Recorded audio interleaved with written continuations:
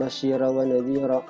Allahumma salli wa sallim wa karim wa barik ala sayyidina Muhammadin wa ala alihi wa sahbihi wa salim tasliman katsira. Amma ba'du. Yang saya hormati Bapak Rektor, Bapak Wakil Rektor 1, Bapak Wakil Rektor 2, Bapak Dekan, dan seluruh Bapak Ibu Sivitas Akademika ITTkom Jakarta yang senantiasa sehat walafiat, diberkahi dan dilindungi atas segala aktivitasnya oleh Allah Subhanahu wa taala.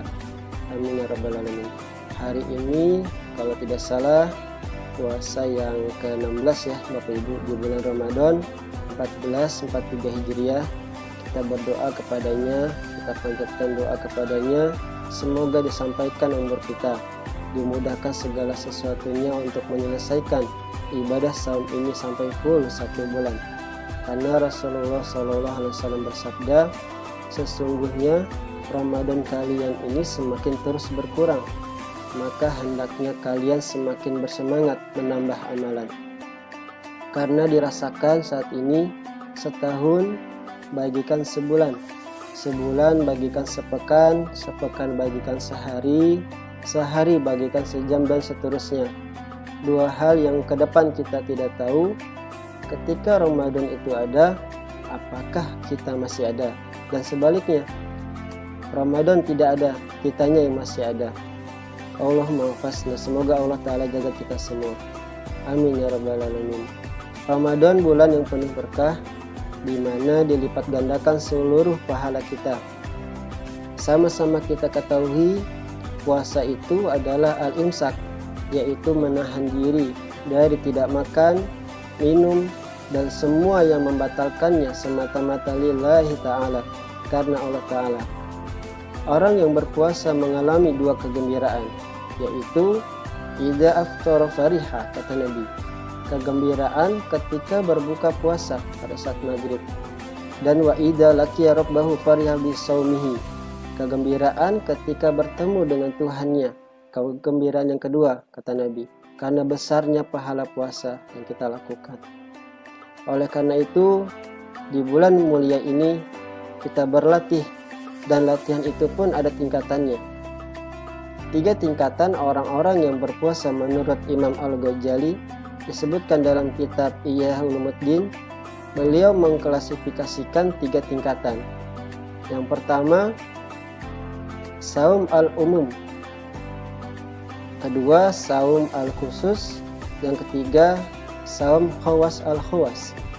Apa itu? Yang pertama, saum al-umum, yaitu kalau kita punya ATM itu ATM silver, adalah puasa yang hanya meninggalkan makan dan minum tanpa ada rasa keimanan. Tujuannya hanya menggugurkan kewajiban. Puasa tingkat ini sangat rentan dengan pembatalan nilainya, karena masih terbuka potensi kerusakan pahala puasanya dengan keburukan anggota badan dan akan akal pikirannya. Yang kedua, saum al-khusus, yaitu ATM yang tingkat gold kalau di bank, yaitu puasanya orang-orang yang sudah sampai derajat istimewa, di mana puasa tidak lagi hanya mengendalikan keburukan syahwat perut dan farji, melainkan telah mengendalikan dan mengontrol semua perilaku badan dan terutama panca inderanya. Berpuasa dari kemungkaran dan kemaksiatan tingkat kedua ini. Kalau zaman sekarang mungkin termasuk juga menahan jari-jarinya agar tidak menyebarkan berita-berita bohong atau hoax. Matanya sudah dikendalikan dari melihat tontonan dan pemandangan yang sia-sia, apalagi yang haram. Lisannya pun sudah dikendalikan tingkat kedua ini dari mengatakan ucapan-ucapan yang sia-sia, apalagi bersaksi palsu, fitnah, mengumpat, berdusta, mengadu domba, memaki dan mencela orang. Di tingkat kedua ini menggunakan waktunya untuk berzikir hanya kepada Allah Subhanahu wa taala, misalnya membaca Al-Qur'an dan sebagainya. Dan juga telinganya, panca indera pendengarnya, ia telah pelihara dari mendengarkan perkataan yang sia-sia, apalagi perkataan yang dilarang. seluruh anggota badannya dikendalikan dari tindakan dan perbuatan yang sia-sia. Puasa semacam ini layak dikategorikan sebagai puasanya orang-orang soleh.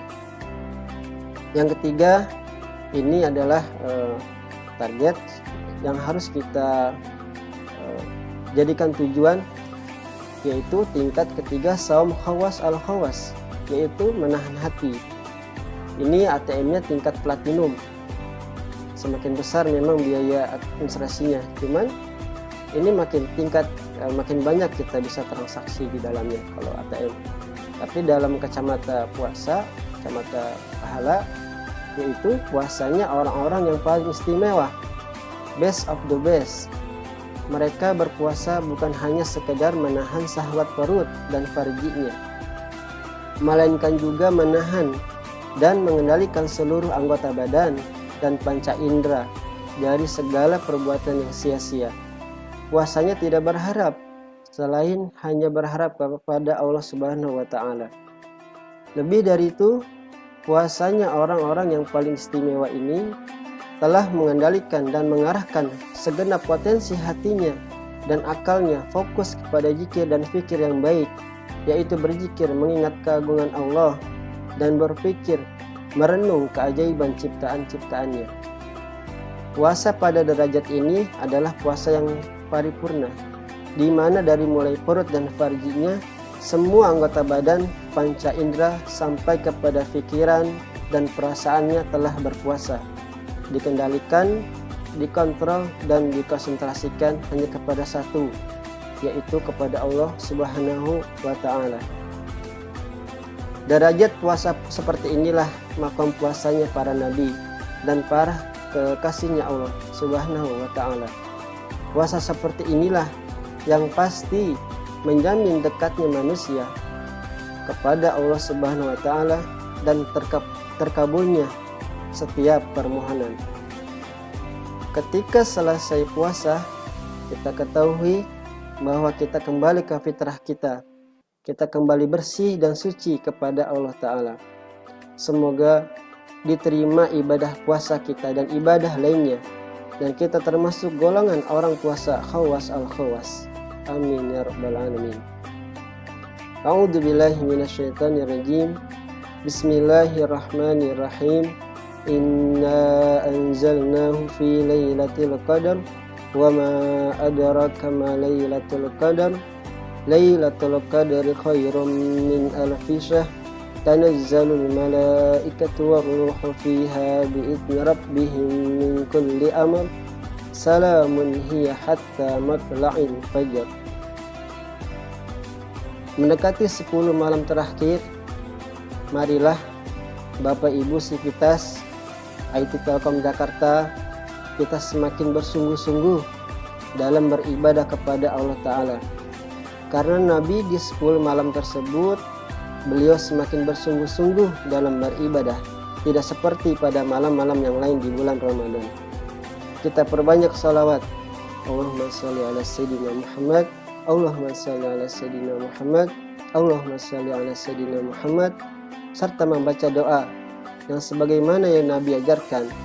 Allahumma innaka afuwwun karim, tuhibbul afwa fa'fu anni. Ya Allah, sesungguhnya Engkau adalah Zat yang Maha Pengampun, maka ampunilah aku. Dan yang terakhir, surga mempunyai banyak pintu, maka kita ikhtiarkan Bapak Ibu dengan giat beribadah. Ketika pintu sholat untuk orang-orang sholat, pintu ar-rayyan bagi golongan orang-orang yang mengerjakan puasa Senin Kamis, Ayyamul Bid, puasa Nabi Daud, puasa di bulan Syawal nanti setelah Ramadan dan lain-lain. Dan pintu sedekah bagi orang-orang yang suka bersedekah, maka dia akan dipanggil dari pintu sedekah. Sayyidina Abu Bakar radhiyallahu ta'ala bertanya kepada Nabi SAW, maka apakah ada seseorang yang dipanggil dari semua pintu itu?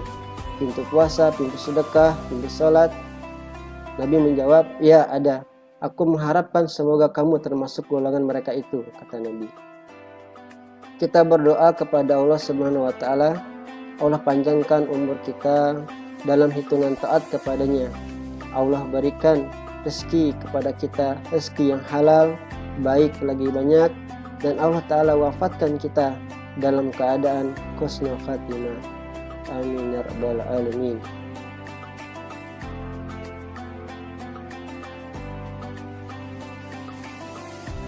Demikianlah Bapak Ibu, mohon maaf atas kesalahan. Ini masih ada waktu, apakah dilanjutkan atau boleh diakhiri, Pak Ilham? Lanjut Pak, masih ada lumayan banyak ya waktunya, 15 menit. Atau mungkin buka sesi saya jawab, Pak Fauzi siap untuk menerima sesi tanya jawab? Tanya jawab aja. Ya. Oh, boleh tanya jawab, boleh silakan. Boleh dipersilakan Bapak Ibu untuk bisa mengajukan pertanyaan mungkin atau sharing-sharing, dipersilakan. Kalau boleh tanya izin Pak Fauzi. Boleh, silakan Pak Adit, langsung aja. Tadi kan kalau nggak salah ada menyebut 7 pintu surga ya, maksudnya tadi ya, ada Ar-Rayyan. Mungkin bisa sebutkan atau dijelaskan sedikit mengenai mungkin beberapa pintu atau jalan menuju surga yang lain gitu Pak, kalau boleh Pak. Itu aja Pak Fauzi, terima kasih. Saya izin menjawab ya Pak, kalau ada yang mau menambahkan boleh Bapak Ibu. Jadi pintu surga misalnya ada nanti di sana itu ada surga untuk orang-orang yang menyayangi anak kecil Pak Adi. Jadi nanti ada tempat di mana surga yang memanggil orang itu memanggil orang yang menyayangi anak-anak kecil. Dia tidak akan membuka pintunya, tidak akan masuk di dalamnya kecuali dia menyayangi orang-orang anak-anak yang kecil. Kenapa? Karena anak-anak kecil memiliki hati yang lembut. Dia polos dan lembut, dan dia karenanya hanya orang-orang tertentu yang di sana. Termasuk tadi saya sebutkan pintu Ar-Rayyan dekat kampus kita. Masjid Ar-Rayyan itu adalah pintu bagi orang-orang yang mengajarkan puasa, entah puasa sunnah ataupun wajib. Tapi kalau di sini adalah puasa Senin, misalnya puasa Senin Kamis, Ayyamul Bid 13, 14, 15 di setiap bulannya di bulan Hijriah. Puasa Nabi Daud sehari puasa, sehari tidak, sehari puasa, sehari tidak. Nah, lanjutkan misalnya puasa di bulan Syawal nanti 6 hari, entah mau berurutan atau nanti dibarengin Senin Kamis, itu dapat 2 pahala tuh Pak Adi. Itu di surga nanti tidak akan masuk di dalamnya kecuali orang-orang yang berpuasa.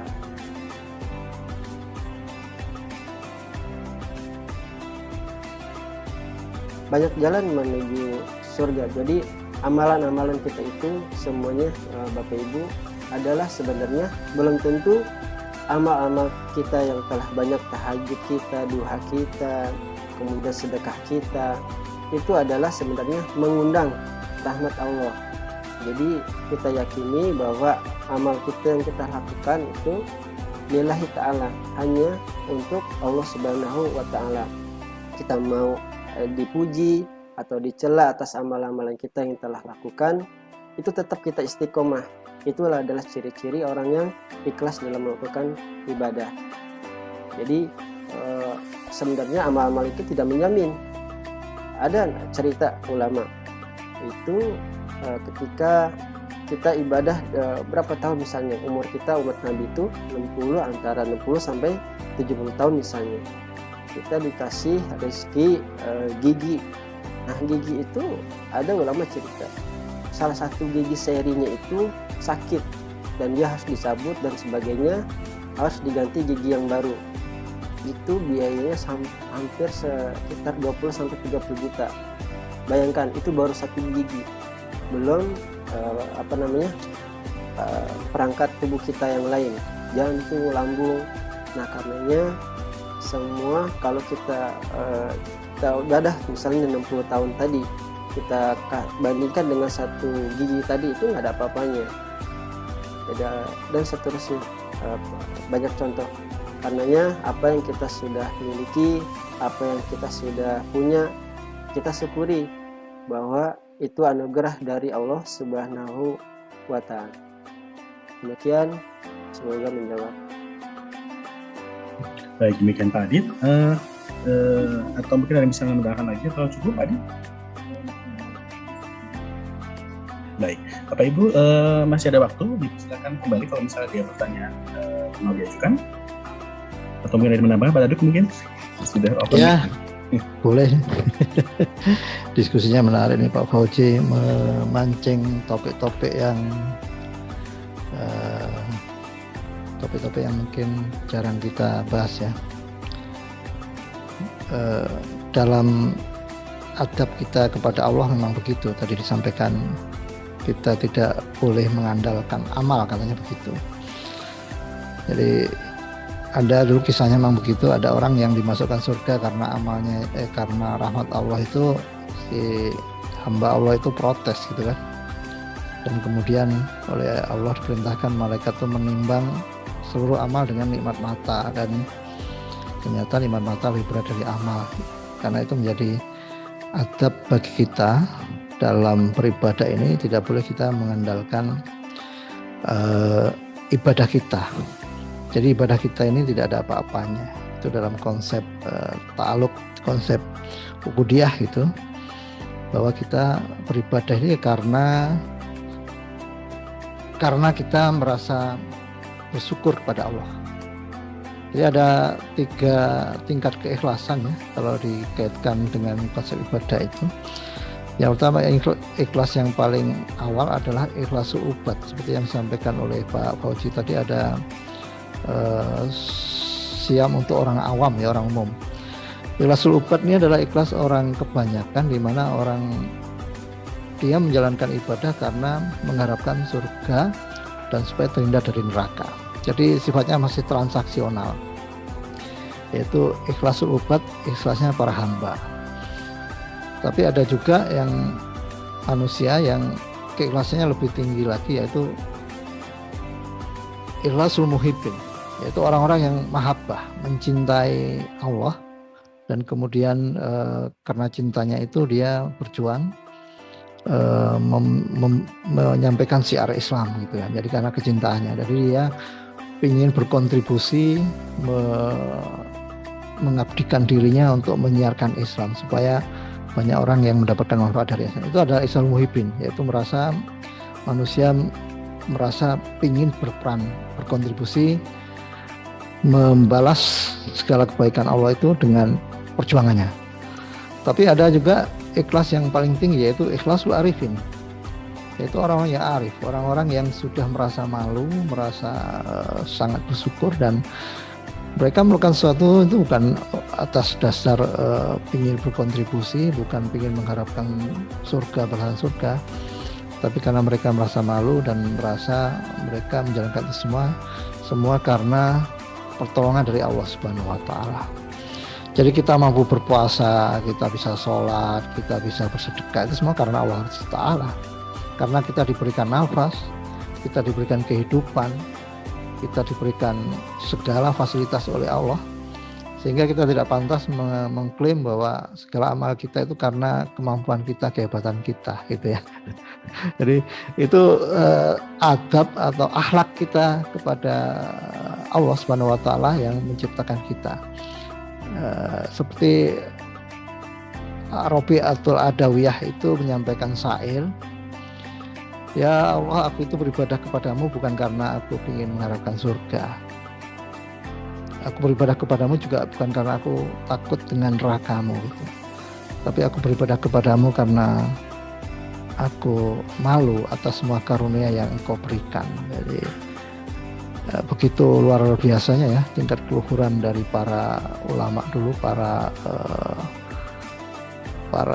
alim zaman dulu itu semacam itu gitu. Nah, tadi yang sampaikan Pak Fauzi menarik. Memang kalau kita mendalami konsep semacam itu, hidup ini jadi masih panjang kita untuk mendalami. Cuman bagaimana tahapan-tahapannya supaya kita nyampe sana gitu kan.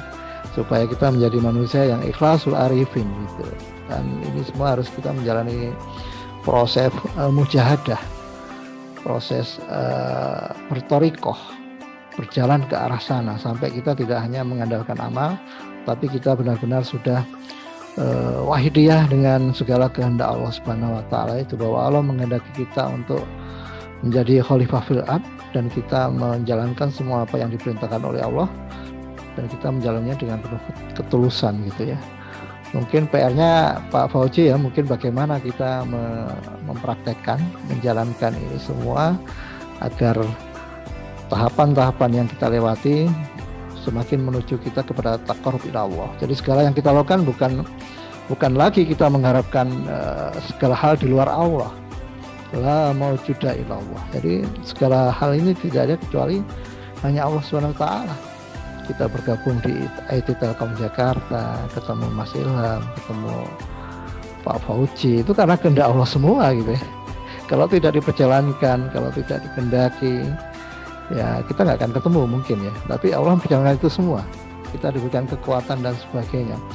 Dan orang-orang arifin itu memahami bahwa karena semua itu kehendak Allah, jadi kita beribadah pun itu juga karena kita diberikan kekuatan oleh Allah Subhanahu wa taala. Jadi itulah yang menjadi jabaran dari la haula wala quwata illa billahil aliyil azim. Jadi kalau tidak ada kekuatan dari Allah, kita tidak mungkin bisa melakukan itu semua. Sehingga banyak orang juga yang malu pada akhirnya ketika dia merasa sudah banyak amal, merasa alim gitu, dia malu sendiri karena sebetulnya kalau tidak ditakdirkan oleh Allah, mungkin kita tidak menjadi orang yang beriman, kita tidak menjadi orang yang sadar, barangkali begitu gitu. Jadi kesadaran, keimanan kita, kemudian keistiqomahan kita menjalankan yang baik-baik itu karena semua karena pertolongan Allah Subhanahu wa taala, bukan karena kemampuan kita gitu ya. Nah, mungkin itu dari saya. Pertanyaan besarnya adalah bagaimana kita bisa memiliki operasional manajemen supaya bisa seperti itu.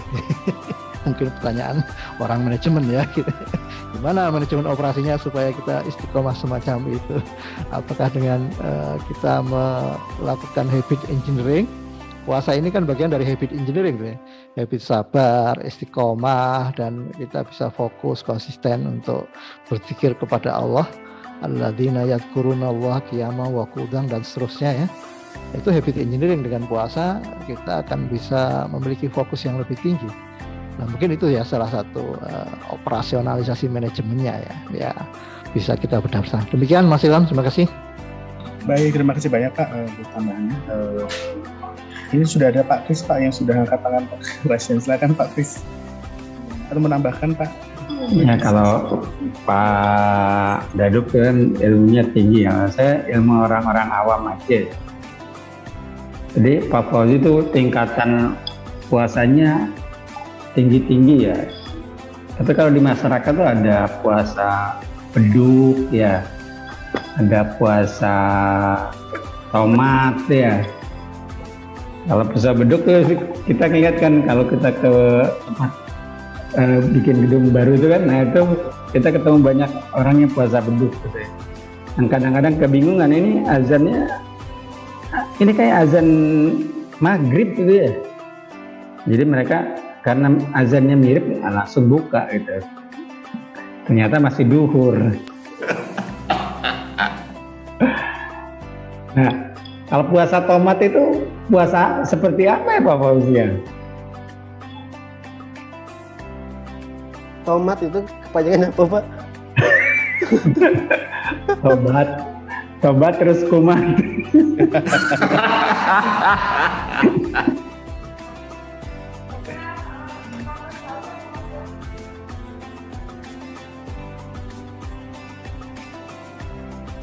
Ya itu puasa manusia kebanyakan Pak ya. Manusiawi. Pak Fauzi langsung bingung ini gimana? Nggak ada di buku. Ya Pak, ketika ada nanti tingkatannya namanya muqarabah. Jadi ketika kita ibadah, kita melakukan segala sesuatu hal itu ada namanya nanti muqarabah. Kita mau dimanapun, sedang apapun, itu nanti merasa terawasi oleh Allah Subhanahu wa taala. Apapun aktivitas kita, ketika kita tidak dilihat orang, kita tidak didengar orang, ada nanti Allah yang maha melihat. Karenanya bahkan ada ulama yang menyampaikan ingat ketika kita melakukan hal sesuatu yang dilarang oleh Allah Subhanahu wa taala, ingat ketika kita melakukan, Allah cabut nyawa kita pada saat itu. Bayangkan ketika kita melakukan hal itu, kita dicabut, jadinya kan apa? Su'ul khotimah. Itu yang tidak kita harapkan. Karenanya apapun aktivitas kita niatkan bahwa Allah itu maha melihat, maha mendengar, maha mengetahui apa yang telah kita lakukan. Tapi tingkatannya adalah ketika tingkat paling tinggi muqarrabah, itu adalah ketika kita merasa terawasi aktivitas kita oleh Allah Subhanahu wa taala. Mohon maaf Pak Kris. Terima kasih Pak Haji, mantap sekali nih, benar-benar kiai ya. Baik, alhamdulillah ya Bapak Ibu, mungkin kita cukupkan saja kajian Ramadan pada hari ini, karena ya pertama menarik sekali ya kita belajar untuk bisa sharing, saling berbagi di sini. Mudah-mudahan bisa dilanjutkan dengan tema-tema yang lebih menarik lagi di episode berikutnya. Mungkin gitu aja. Mungkin sebagai penutup ya, kita tutup aja acara pada hari ini dengan baca alhamdulillah bersama-sama. Alhamdulillahirrahmanirrahim. Kita Thank you Pak Fauzi, thank you Pak Ilham, thank you semuanya. Ya, kita tutup saja ya Bapak Ibu. Assalamualaikum warahmatullahi wabarakatuh. Waalaikumsalam warahmatullahi wabarakatuh.